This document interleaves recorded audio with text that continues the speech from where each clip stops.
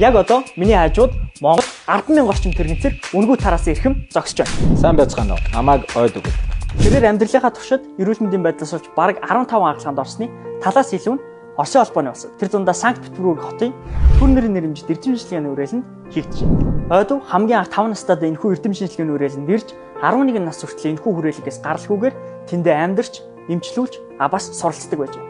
Энэхүү амьдралынхаа нэлээдгүй хугацааг эмнэлэгт өнгөрүүлсэн ч сурч өөрийгөө хөгжүүлэх гэдэг зүйлийг хизээж хойшин тавьж байсан байна.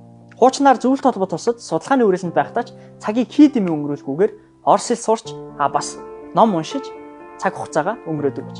Тэрээр 2001 онд Монгол Улсын их сургуулийг төгсөж тухайн жилийнхаа шилдэг төгсөгчөөрч шалгарч байжээ. Ойдын хувьд Улаанбаатар хотод сурч амьдрна гэдэг нь орчны хүртээмжгүй байдлаас болоод алхам тутамд саад бэрхшээлийг бий болгосоор байлаа.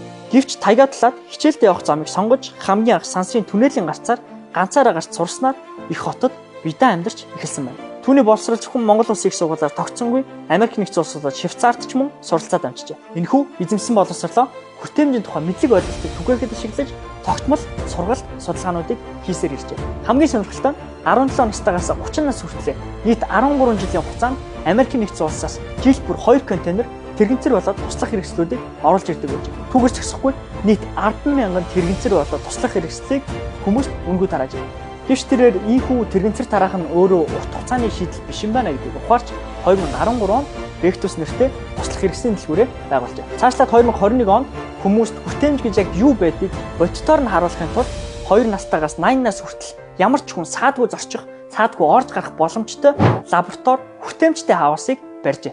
Бид хүртээмж гэхээр л энгийн налуу зам, нойлын хажуу талын бариулаас хэтэрдэггүй бол хүртээмж гэдэг чинь дан ганц хөгжлийн бэрхшээлтэй иргэдэд хамааралтай зүйл биш.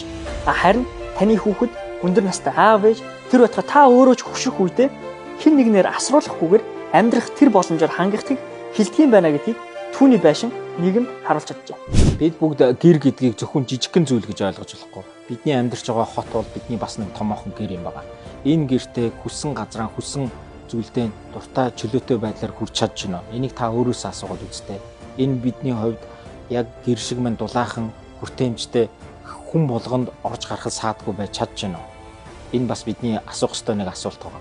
Түүний хүндээ ээлгүй нийгэмтэйгээ эвлэрлэхгүйгээр хүчтэй дуу хоолойгоо илэрхийлсээр ирсэн нь хүртээмжгүй орчин даслахгүйгээр нэг ч болов жишг лаборатори хавас байрсан нь асуудалтай дасан зохицох биш. Харин шийдгийг эрэлхийлэх тухай тодоос тод жишээ олсон гэж найдаж байна. Хэрвээ та түүний талаар илүү их мэдэх хүсэх юм бол түүний сошиал медиа сувгуудыг дагаарай.